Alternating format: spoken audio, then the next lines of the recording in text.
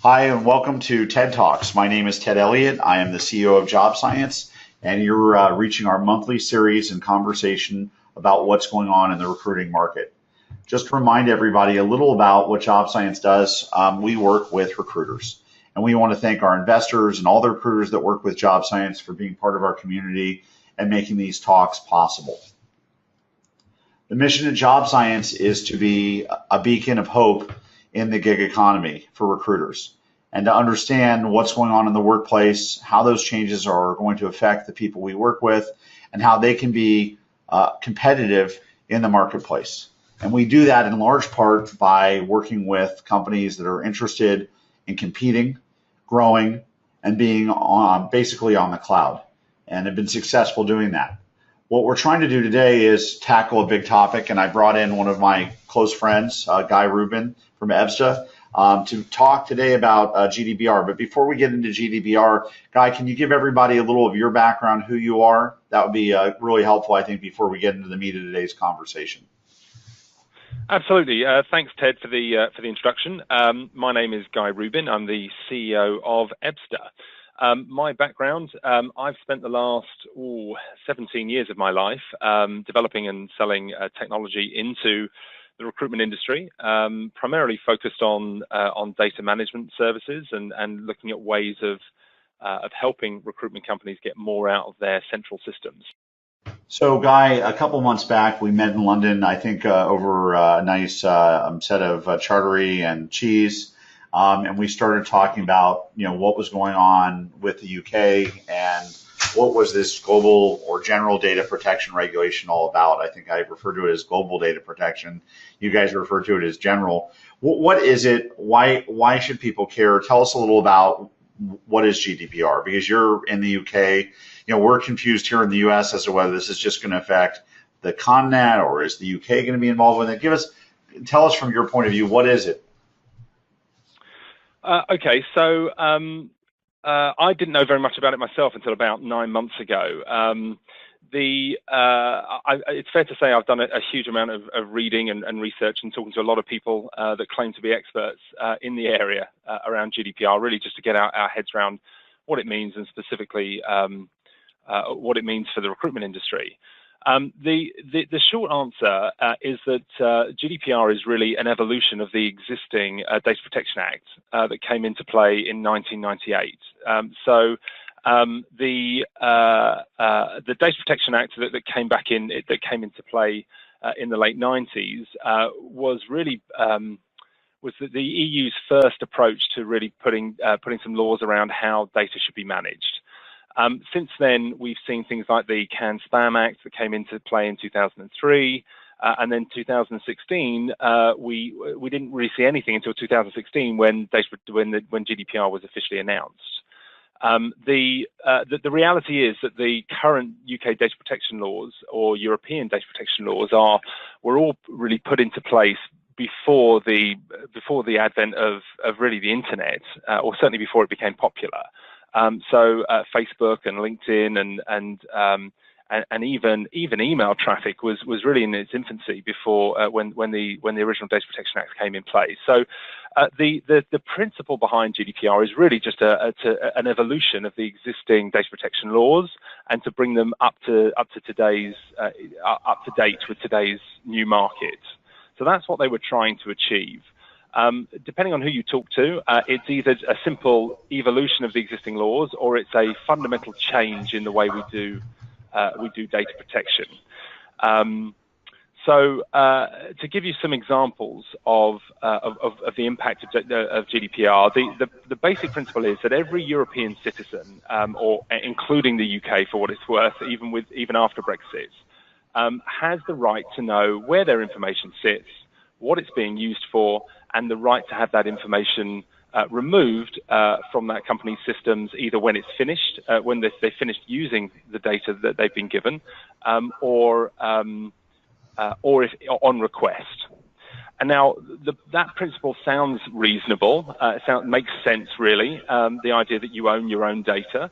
But when you dive into the detail of it, there's some pretty the new legislation has got some pretty hefty fines attached to it. So if you're found in breach of GDPR, under current legislation, if you're found in breach, the absolute maximum fine is about €500,000. And you'd have to do something pretty substantial to get into those kinds of fines. And from my understanding, there's only been a handful of companies fined that amount, and they've been fined that for some pretty basic breaches of data protection where they've had information that's just been leaked out. So, Guy, just a quick question for you on that. Should Americans or Asians care about what's going on with GDPR, or is this just a European thing that just affects Europeans? I think the short answer to the question is if you trade or do business with any European citizens, then it's something you need to be aware of. If your business has no engagement with any humans based in Europe or the UK, then in short, you don't need to worry about it for now. Got it. So that means that pretty much any Fortune 5,000 company that does anything, well, what if you don't and someone from Europe, what if you're a company in, Topeka, Kansas, and someone from London applies for a job on your website from the UK? Are they entitled to protection under GDPR? Under GDPR, yes. I mean, again, the legislation, while it's in place, it doesn't actually come into force until May next year. And so, so in theory, yes, you're covered by the same protections. However, you do need to be aware that. But we haven't actually seen case law come through. So in practical terms, are you really going to be in breach, or are you really going to have any impact of a breach if you're really not having that much contact with European citizens? Well, I don't know is the short answer, and no one will know until it comes into play and we start seeing some case law come through. Got it. So next year in May is when something changes. What is that change? What changes in May? There's a number. Well, first of all, the existing GDPR law is in place. It's just that it's not enforceable until May next year. And so, what does it mean? What are the potential pitfalls of not being compliant or finding yourself in breach of GDPR? Well, in theory, every single breach of GDPR can incur a fine of up to 4% of your global turnover or 20 million euros, whichever is the higher. So the potential fines are substantial. If you do find yourself in breach, the Information Commissioner has the ability to issue very substantial fines. Now, obviously, we don't know how aggressive they're going to be with these fines, but we do know that the Information Commissioner, certainly in the UK, has grown from a team of less than 100 people to over 3,000 now, and apparently they're planning to double again by May next year. And so someone's got to pay for all of those heads, and we believe that they see themselves as a profit center, and we're going to see some pretty substantial fines come into play. But again, it's going to take some time after May next year for that process to flush through. I think the more interesting scenario is actually that the individuals, the data owners themselves, have certain rights under current data protection laws, and those rights are evolving. So under the current data protection laws, every data owner, every human in Europe has the right to know what information a company holds on them. And to execute on that right, you have to send in a written request along with a check for either €10 or £10. Under the new legislation from next May, you still have that right, but you no longer have to pay the €10 admin fee. In addition to that, under the new legislation, as a data owner, under the current legislation, as a data owner, if I ask to be unsubscribed and you continue to contact me, I can only sue you as a business if I can prove damages. Under the new legislation from May next year, if I no longer have to prove damages. So when you combine those two changes to the new legislation, we believe we're going to find ourselves in a situation where ambulance chasing organizations are going to be set up to encourage data owners to write to every company that may hold their information, leading to almost a tsunami of requests coming in from data owners, asking them to confirm what information is held on them and insisting that they remove the data from their systems. If off the back of that request, anyone in your organization starts to get in touch with that person without explicit consent, then you're in breach. And you could find, and rather than that breach, it means that you may well find yourself in a situation where those data owners can sue for somewhere between a few hundred and a few $1,000s at a time. And so we believe that's much more of a threat to recruitment companies than the fines from the Information Commissioner. So if these organizations are put together to basically strike out and enforce everyone's rights, what do you think the chances are that that will further delay the enforcement period that kicks in for GDPR, because there will be a reaction to that type of behavior?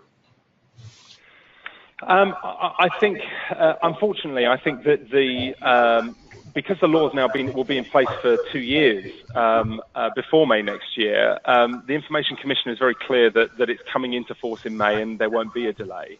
Now, there's a lot of time between now and then, but I think it's serious, and I think companies need to get their act together, and they need to have processes in place to deal with these requests for information and these right to be forgotten requests.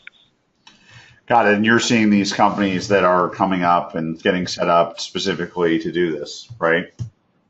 Yeah, I mean, we've heard of half a dozen companies out there who are planning to kick this off from May next year, and I think companies are going to be surprised by the volume of requests that they start receiving. And in particular, I think recruitment companies are going to be targeted because we hold a lot of personal information on individuals. So if you're a company that has a database of 1 million people and you're not looking at all your candidates and you're not engaging with them, you've got a pretty wide exposure, huh? Well, number one, after May next year, unless you've got explicit consent to hold on to that information, i.e. active opt-in, and that means the user has to have actively ticked a box, then you don't have the right to hold that information after May next year. And so companies that aren't prepared and want to be compliant from May next year will have an obligation to delete and remove that data after May next year. Companies that, and even if you do have explicit consent from those candidates, you are still open to potential issues if those data owners choose to send in requests to be deleted or removed and forgotten from your systems. Got it. So if you were the data protection officer for one of these staffing companies, what are the 7 stages that you need to go through to start developing a game plan? Because it sounds to me like you've thought a little about this, and in fact, we've had some conversations about people coming to you and asking ways that your technology could help them. So take me through what you think you need to get ready to address as a data protection officer. Fine. So if this is the first time you're hearing about GDPR, then this slide will be particularly interesting. Where the idea of 7 stages of grief is really to say that companies start by saying, or people start by saying, well, this is outrageous. We've got this huge database. We can't just delete it. What the hell are we supposed to do? Marketing managers or directors are saying, well, hold on, have I got a job to do anymore? Can I still market to people? And so there is this kind of 7 stages of grief you need to get through. But the outcome is that you will still be able to trade and you will still be able to do business. You just need to put the right processes in place to ensure that you're gaining active consent when you're adding people to your database or when you're engaging with people through the recruitment process. And so once you come up with your plan, I think that what you were arguing before is that there are larger targets for targeting, and then there are smaller targets. But do you believe that recruitment is going to be up there in the targets of the data commissioner, that they're going to? I do. I think the big companies have enough budget and resources to actually put in place the right processes, and the very big brands are going to have a huge take on a huge amount of consultants to actually put in place the right processes, and they'll be fine. They'll be protected. My gut feel is that the industries listed there are most likely to be targeted, and in particular recruitment companies, because of the volume of personal information that we hold as a recruitment company, and the perception that we're that we're not necessarily very regulation or very process orientated. So I think a lot of these ambulance chasing companies and the information commissioners themselves will see recruitment as a soft target. I guess one question I have is, why are people coming to EBSTA to ask for help? What is it that you guys are doing? Why is it that you're positioned in the right place at the right time to help people with this issue? Can you take me through that? So we standardize the way all emails are logged in Job Science, and we also extract all the contact details out of every email signature. So every human the business ever interacts with, we're going to create a contact record for. And that's been the basic principle behind our model for a while now. And so that product's been out in the market and servicing our customer base. What it became apparent that by bringing together all of this information from these mailboxes, we're in a situation where we could help companies get ready for GDPR. And so we launched about a month ago now. We launched onto the Salesforce App Exchange a EBSTA GDPR, which is a suite of tools for administrators to control what information they hold outside of Job Science or outside of Salesforce and Job Science.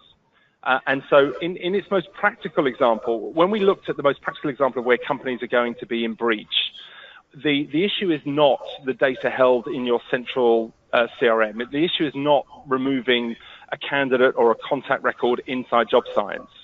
When someone sends in a request, the issue is going to be that when someone sends in that request and you diligently remove them from your marketing automation system and from Job Science or Salesforce, you've still got 100 or 1,000 sales reps out there who hold personally identifiable information in their inbox. And if they start picking up the phone and contacting or emailing data owners that have asked to be removed from your systems, you're in breach. And that could lead to either being personally sued by those individual data owners, or worst case scenario, you could find yourself with a fine of up to 4% of your global turnover. So we've developed a suite of tools that make it super easy for the admin to effectively not just remove information from Job Science or Salesforce, but also remove personally identifiable information from all the disparate mailboxes around the business. Got it. So you're basically saying that even if you maintain a CRM and you maintain a financial system, you maintain all these different systems that contain personal information that would potentially be impacted by GDPR, that you're going to say that the interpretation of the rules is that your email system, which is not organized the same way as a database, is basically subject to the same privacy rules as everything else, and it's not excluded. In fact, it's probably a prime target. Is that what you're saying? Very much so. And in fact, if you were to consider your whole data estate across a business, you'll probably find that 60, 70, 80% of the volume of personally identifiable information across the organization is not in the CRM or in the marketing automation system or the finance system. It's sitting in the mailboxes and the calendars and the phone systems.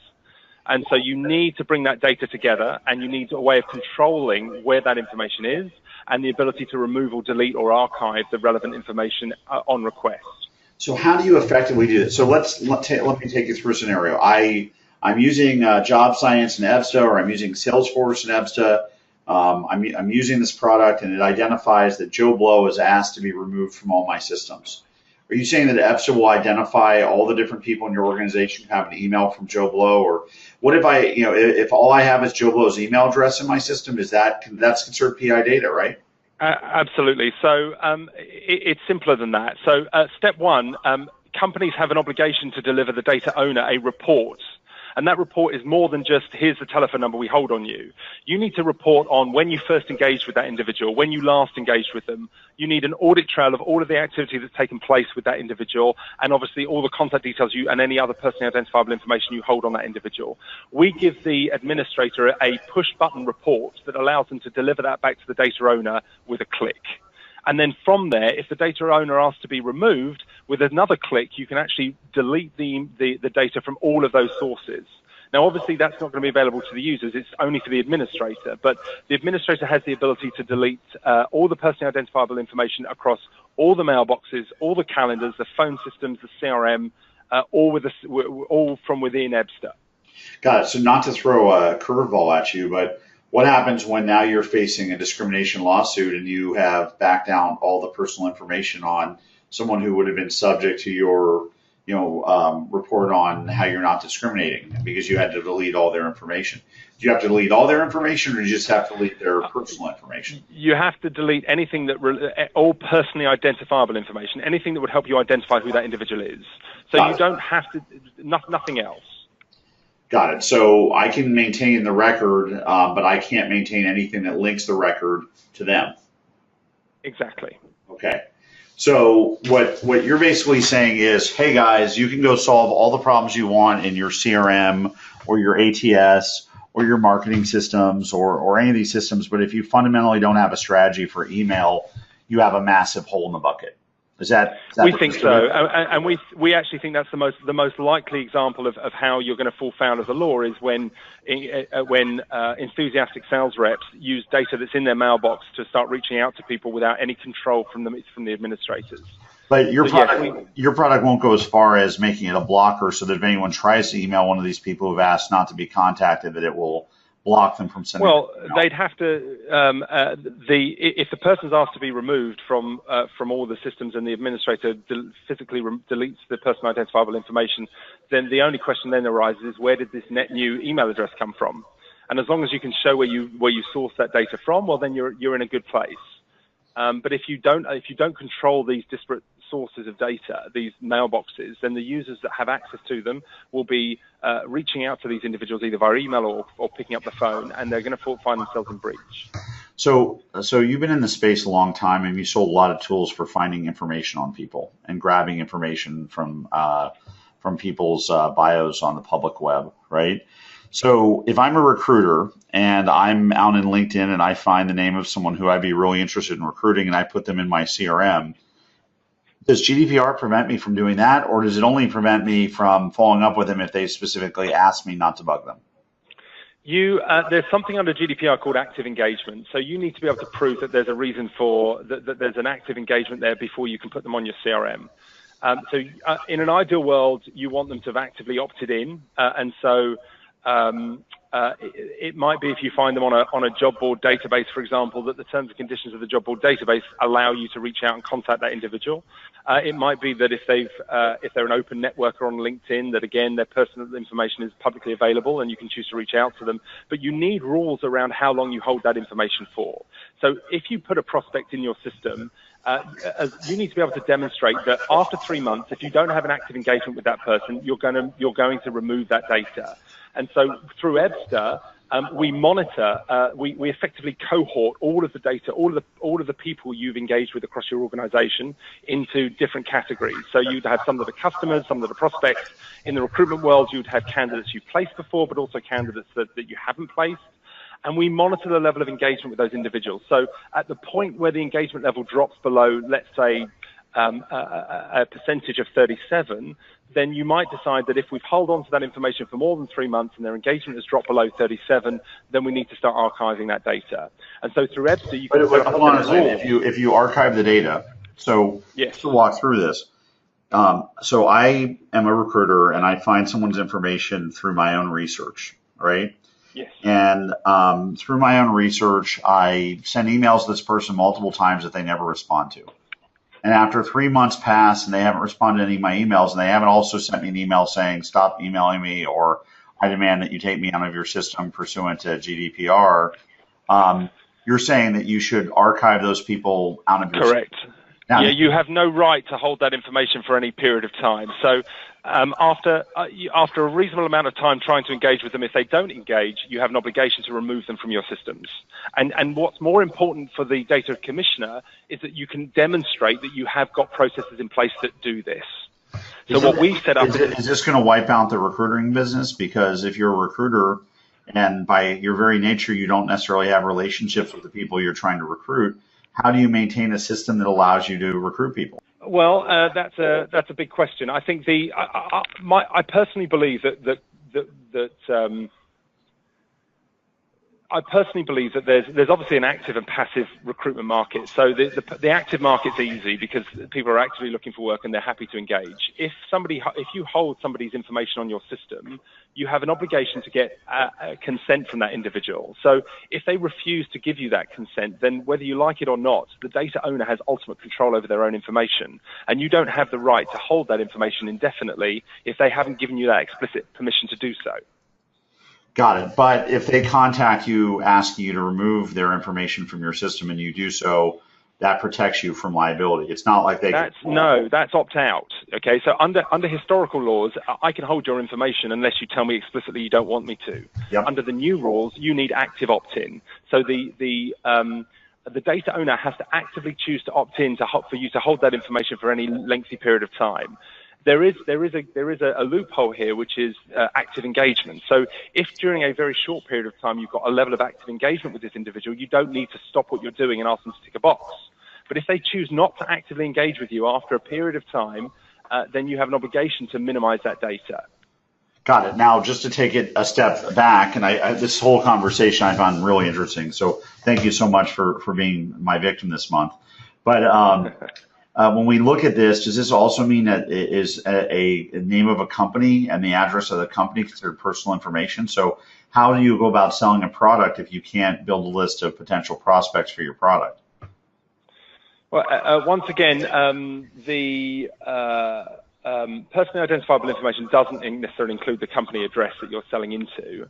Okay. And again, you've got this active engagement. You've got a period of time to engage with this individual. If they choose not to engage, ultimately you have a responsibility to be able, and you need to be able to demonstrate that you have processes in place that protect people's privacy. And so you need to be able to demonstrate that after a period of time, if they've chosen not to actively engage and they haven't agreed to your terms and conditions, that you have minimized that data, that you've removed that data from all of your internal systems. So does this mean that we're all going to get bombarded with an overwhelming amount of communication from everyone who wants to actively engage us, who we don't want to actively be engaged by? I mean, it really feels to me like what this will probably do is put a lot of small businesses out of business because they can't offer enough to people to want to be engaged by them, or the opposite, it's going to force large businesses to be a lot less efficient because they're going to have to personally engage with everyone that they want to keep actively engaged, right? I mean, it's a real... Again, as part of the recruitment process, if you're engaged with a candidate, you just need to include a process where you're getting them to agree to set terms and conditions. And it's worth understanding the terms and conditions. You can be as broad as you want with those terms and conditions. You might decide that your terms and conditions, you can legitimately offer that individual the right, a service for the next 35 years, for their whole professional career. You might be able to offer them ongoing support and advice in the career progression space, and you might want to set up regular newsletters and so on. And as long as they agree to the terms and conditions for you to hold their information for the explicit purposes in which you want to contact them, then you're fine. And actually, there's very few people that are more actively engaged in a process than people looking for a job.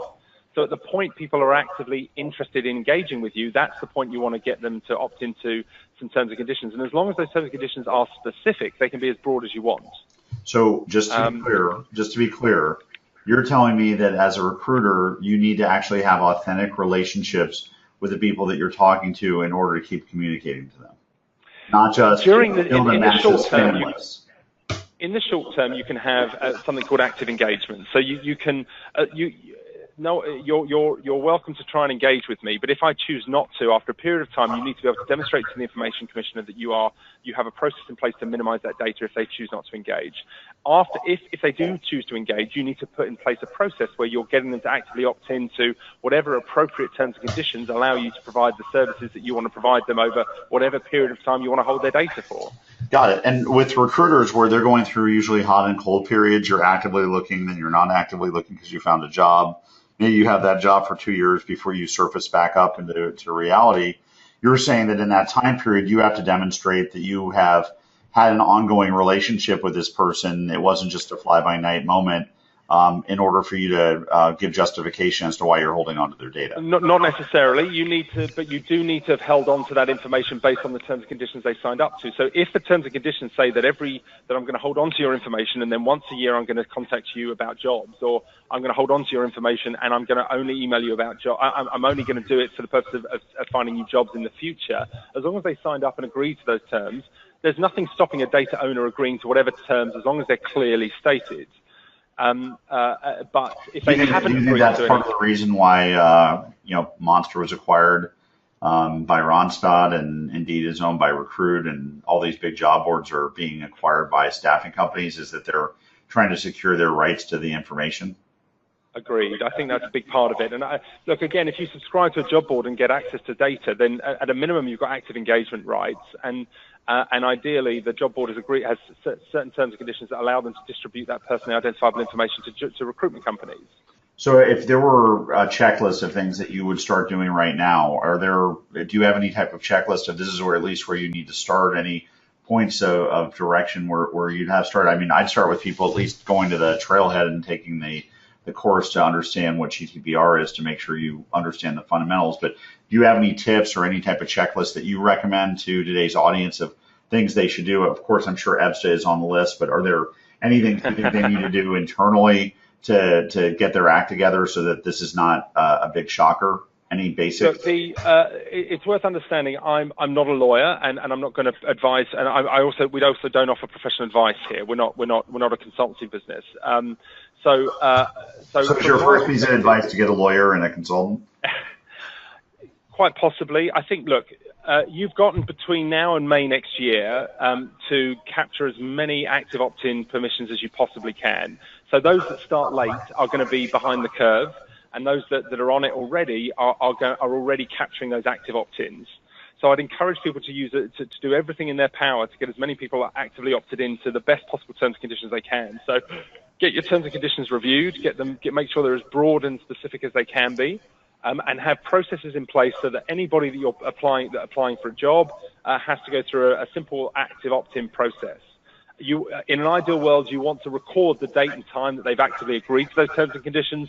And again, in an ideal world, you'd have those terms and conditions addended to the relevant record in your internal system, so that you can see that on this date, at this time, this particular person agreed to this specific set of terms and conditions. That's your ideal scenario. And use the time between now and next May to get as many of those active opt-ins as possible. In addition to that, make sure your processes have privacy in mind. So start thinking through every process you have that engages with individuals, whether those are hiring managers or candidates, and ensure you've got good processes in place. And there's a pretty simple sense check here. We're all data owners. All of us own our own data.